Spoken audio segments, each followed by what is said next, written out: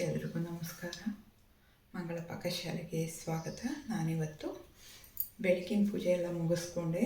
ಈಗ ತಿಂಡಿಗೆ ಹುಳಿಯನ್ನು ಮಾಡ್ಕೊಳ್ಳೋಣ ಅಂತ ಅಂದ್ಕೊಂಡಿದ್ದೀನಿ. ಬನ್ನಿ ಹೇಗೆ ಮಾಡೋದು ಅಂತ ನಾನು ಈ ವಿಡಿಯೋದಲ್ಲಿ ತೋರಿಸ್ತೀನಿ.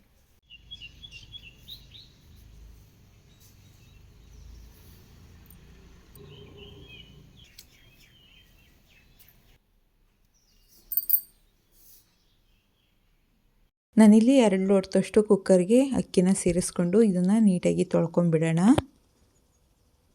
ತೊಳ್ಕೊಂಡಿದ್ದಾದಮೇಲೆ ನೀರನ್ನ ನಾವು ಮಾಮೂಲಿ ಅನ್ನ ಮಾಡುತ್ತೀವಲ್ಲ ಅದಕ್ಕಿಂತ ಒಂದು ಸ್ವಲ್ಪ ನೀರನ್ನ ಜಾಸ್ತಿ ಸೇರಿಸ್ಕೊಂಡು ಬೇಯಿಸ್ಕೊಳ್ಳೋಣ. ಅನ್ನ ಸಾಫ್ಟಾಗಿ ಇದ್ದರೆ ಹುಳಿ ಅನ್ನಕ್ಕೆ ತುಂಬ ಚೆನ್ನಾಗಿರುತ್ತೆ. ಅದಕ್ಕೋಸ್ಕರ ಈಗ ಅದಕ್ಕೆ ಏನೇನು ಇಂಗ್ರೀಡಿಯೆಂಟ್ಸ್ ಬೇಕು ಹುಳಿ ಅನ್ನಕ್ಕೆ ಅಂತ ನೋಡ್ಕೊಂಬಂದುಬಿಡೋಣ. ಒಂದು 2 ರಿಂದ 3 ಸ್ಪೂನ್ ತೆಂಗಿನ ತುರಿ, ಒಂದು 5 ರಿಂದ 6 ಹಸಿಮೆಣಸಿನಕಾಯಿ, ಒಂದು ನಿಂಬೆಹಣ್ಣಿನ ಗಾತ್ರಕ್ಕಿಂತ ಒಂದು ಸ್ವಲ್ಪ ಜಾಸ್ತಿ ಇರೋವಷ್ಟು ಹುಣಸೆಹಣ್ಣು ತೊಗೊಂಡಿದ್ದೀನಿ. ಒಂದು 5 ರಿಂದ 6 ಬೆಳ್ಳುಳ್ಳಿ ಇಲಿಕನ್ನ ಸಿಪ್ಪೆ ತೆಗೆದು ಕಟ್ ಮಾಡಿ ಇಟ್ಕೊಂಡಿದ್ದೀನಿ. ಒಂದು ಸ್ವಲ್ಪ ಕರಿಬೇವು, ಒಂದು ಸ್ವಲ್ಪ ಕೊತ್ತಂಬರಿ ಸೊಪ್ಪು, ಒಂದು 5 ರಿಂದ 6 ಈರುಳ್ಳಿನ ಕಟ್ ಮಾಡಿ ಇಟ್ಕೊಂಡಿದ್ದೀನಿ. ಗ್ಯಾಸ್ ಮೇಲೆ ಒಂದು ಬಾಣಲಿನ ಇಟ್ಕೊಂಡಿದ್ದೀನಿ. ಅದಕ್ಕೆ ಒಂದು 2 ಸ್ಪೂನಷ್ಟು ಎಣ್ಣೆನ ಸೇರಿಸ್ಕೊಂಡು, ಎಣ್ಣೆ ಚೆನ್ನಾಗಿ ಕಾದ್ಮೇಲೆ 1 ಸ್ಪೂನಷ್ಟು ಕಡಲೆಬೇಳೆನ ಸೇರಿಸ್ಕೊಂಡಿದ್ದೀನಿ. 1/4 ಸ್ಪೂನ್ ಸಾಸಿವೆ, 1/4 ಸ್ಪೂನ್ ಜೀರಿಗೆನ ಸೇರಿಸ್ಕೊಳ್ತಾ ಇದ್ದೀನಿ. ಸಾಸಿವೆ ಜೀರಿಗೆ ಚೆನ್ನಾಗಿ ಚಟಪಟ ಅನ್ನಬೇಕು ಮತ್ತು ಕಡಲೆಬೇಳೆನೂ ಚೆನ್ನಾಗಿ ಫ್ರೈ ಆಗಬೇಕು. ಅಲ್ಲಿವರೆಗೂ ಚೆನ್ನಾಗಿ ಫ್ರೈ ಮಾಡ್ಕೊಳ್ಳೋಣ.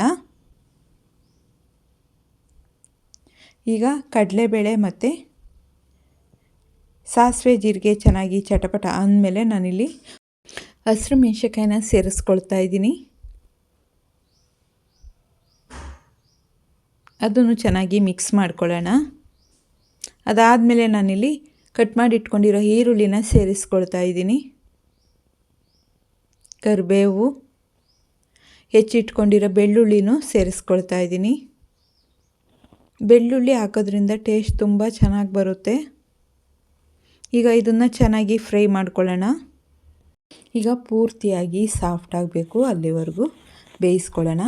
ಈ ರೀತಿ ಹುಳಿಯನ್ನು ಒಂದು ಸಲ ಟ್ರೈ ಮಾಡಿ ನೋಡಿ, ಖಂಡಿತ ಇಷ್ಟ ಆಗುತ್ತೆ. ನಮ್ಮ ಮನೆಯವ್ರಿಗೆಲ್ಲ ತುಂಬ ಇಷ್ಟ ಈ ಹುಳಿಯನ್ನು ಮಾಡಿಕೊಟ್ರೆ.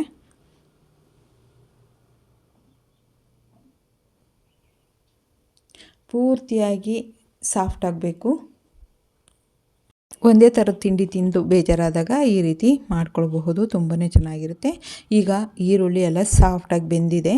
ನಾನೀಗ ಇದಕ್ಕೆ ಹುಣಸೆಹಣ್ಣ ನೆನೆಗೆ ಇಟ್ಕೊಂಡಿದ್ನಲ್ಲ ಅದನ್ನು ಸೇರಿಸ್ಕೊಳ್ತಾ ಇದ್ದೀನಿ. ಸೇರಿಸ್ಕೊಂಡು ಒಂದು ಸಲ ಚೆನ್ನಾಗಿ ಮಿಕ್ಸ್ ಮಾಡ್ಕೊಳ್ಳೋಣ. ಮಿಕ್ಸ್ ಮಾಡ್ಕೊಂಡಿದ್ದಾದಮೇಲೆ ನಾನು ತೆಂಗಿನ ತುರಿನ ಸೇರಿಸ್ಕೊಳ್ತಾ ಇದ್ದೀನಿ. ಒಂದು ಸ್ವಲ್ಪ ಕೊತ್ತಂಬರಿ ಸೊಪ್ಪನ್ನ ಸೇರಿಸ್ಕೊಳ್ತಾ ಇದ್ದೀನಿ. ನಾವು ಸಾಂಬಾರಿಗೆಲ್ಲ ಹಾಕ್ತೀವಲ್ಲ ಆ ಸಾಂಬಾರು ಪುಡಿನ ಸೇರಿಸ್ಕೊಳ್ತಾ ಇದ್ದೀನಿ. ಒಂದು ಅರ್ಧ ಸ್ಪೂನಷ್ಟು. ಒಂದು ಸ್ವಲ್ಪ ಅರಿಶಿನ ಸೇರಿಸ್ಕೊಳ್ತಾ ಇದ್ದೀನಿ. ರುಚಿಗೆ ಎಷ್ಟು ಬೇಕೋ ಅಷ್ಟು ಉಪ್ಪನ್ನು ಸೇರಿಸ್ಕೊಂಡು ಚೆನ್ನಾಗಿ ಮಿಕ್ಸ್ ಮಾಡಿಕೊಂಡು ಕುದಿಯೋಕ್ಕೆ ಬಿಟ್ಬಿಡೋಣ. ಇದು ಚೆನ್ನಾಗಿ ಕುದಿಬೇಕು, ಅಲ್ಲಿವರೆಗೂ ಕುದಿಸ್ಕೊಳ್ಳೋಣ. ಎಲ್ಲ ಉಪ್ಪು ಖಾರ ಎಲ್ಲ ಚೆನ್ನಾಗಿ ಕುದಿಬೇಕು. ಎಲ್ಲದು ಚೆನ್ನಾಗಿ ಹೊಂದ್ಕೋಬೇಕು, ಅಲ್ಲಿವರೆಗೂ ಕುದಿಸ್ಕೊಳ್ಳೋಣ. ಉಪ್ಪು ಖಾರ ಎಲ್ಲ ಚೆನ್ನಾಗಿ ಹೊಂದ್ಕೊಂಡಿರುತ್ತೆ ಹುಳಿ ಎಲ್ಲ, ಎಲ್ಲರಿಗೂ ಕೂಡ ಇಷ್ಟ ಆಗುತ್ತೆ. ಈಗ ಗೊಜ್ಜು ಕುದ್ದು ರೆಡಿಯಾಗಿದೆ. ನಾನೀಗ ಅನ್ನದ ಜೊತೆ ಸೇರಿಸ್ಕೊಳ್ತಾ ಇದ್ದೀನಿ. ಅನ್ನ ಸಾಫ್ಟಾಗಿ ಮೆತ್ತಗೆ ಬೆಂದಿರಬೇಕು, ಹಂಗಾದರೆ ಹುಳಿ ಅನ್ನಕ್ಕೆ ತುಂಬಾ ಚೆನ್ನಾಗಿರುತ್ತೆ.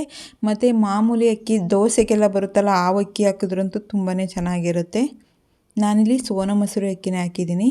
ಈಗ ಗೊಜ್ಜನ್ನ ಸೇರಿಸ್ಕೊಂಡು ಅನ್ನ ಕಲಿಸ್ಕೊಂಡು ತಿಂತಾಯಿದ್ರೆ ಅದ್ರ ಜೊತೆ ಬೋಂಡ ಮತ್ತು ಕಾಳಪ್ಪಳ, ಅಕ್ಕಿ ಹಪ್ಪಳ ಇದ್ರಂತೂ ಒಂದು ತುತ್ತು ಜಾಸ್ತಿನೇ ಹೋಗುತ್ತೆ.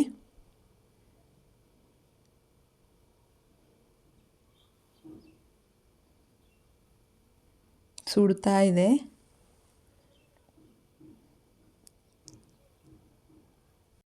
ನಾನೀಗ ಒಂದು ಪಾತ್ರೆಗೆ ಸರ್ವ್ ಮಾಡ್ಕೊಳ್ತಾ ಇದ್ದೀನಿ ಗೊಜ್ಜನ್ನ. ನೋಡಿದ್ರಲ್ಲ ಫ್ರೆಂಡ್ಸ್, ಎಷ್ಟು ಈಸಿಯಾಗಿ ಹುಳಿಯನ್ನು ಮಾಡ್ಕೊಳ್ಬಹುದು ಅಂತ. ನಿಮಗೇನಾದರೂ ಈ ವಿಡಿಯೋ ಇಷ್ಟ ಆಯಿತು ಅಂದರೆ ಪ್ಲೀಸ್ ಲೈಕ್ ಮಾಡಿ, ಶೇರ್ ಮಾಡಿ, ಸಬ್ಸ್ಕ್ರೈಬ್ ಮಾಡಿ. ಹೊಸ ವಿಡಿಯೋಕ್ಕೋಸ್ಕರ ಬೆಲ್ ಐಕನ್ನು ಕ್ಲಿಕ್ ಮಾಡಿ. ಯಾರ್ಯಾರು ವಿಡಿಯೋ ನೋಡಿದ್ದೀರೋ ಅವ್ರಿಗೆಲ್ಲ ಧನ್ಯವಾದಗಳು.